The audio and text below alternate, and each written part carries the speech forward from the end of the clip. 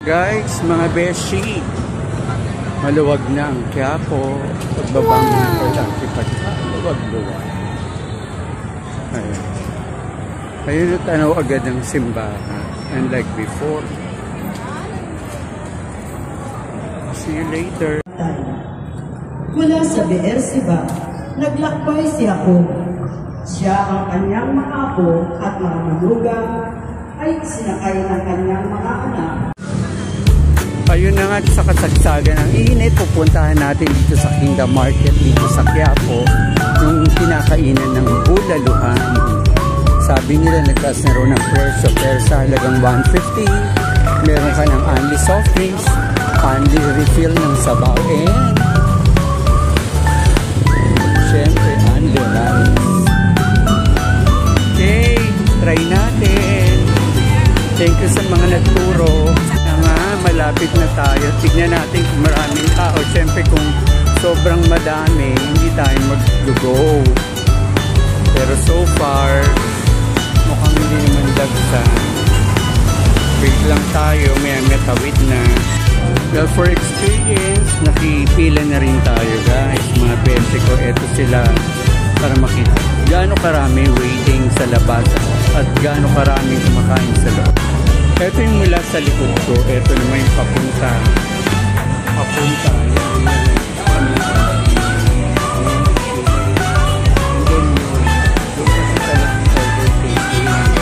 And then after mo magbigay ng order, waiting ka naman dito. Ganun palang system. Ngayon pag may plate ka na, pwede ka nang pumasok para i-enjoy mo na yung pagkain mo.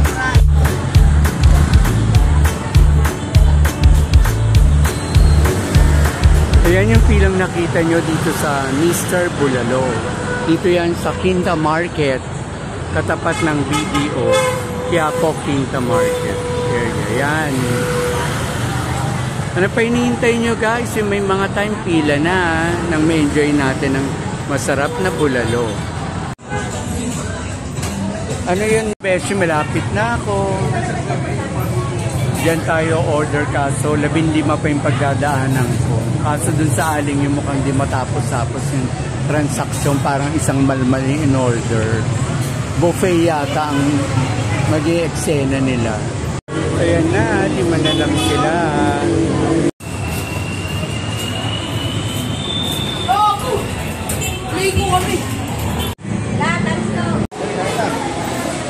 Ito na nga kaming lahat na nag-e-enjoy sa Mr. Bulalo dito sa Quinta Market sa Quiapo.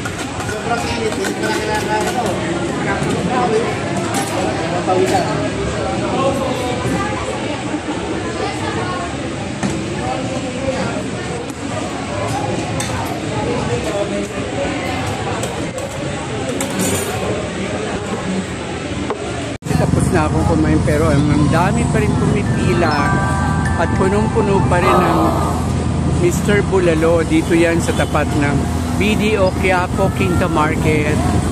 Ayan, sa likod lang halos ng simbahan ng Quiapo. Alright, thank you so much, Mr. Bulalo.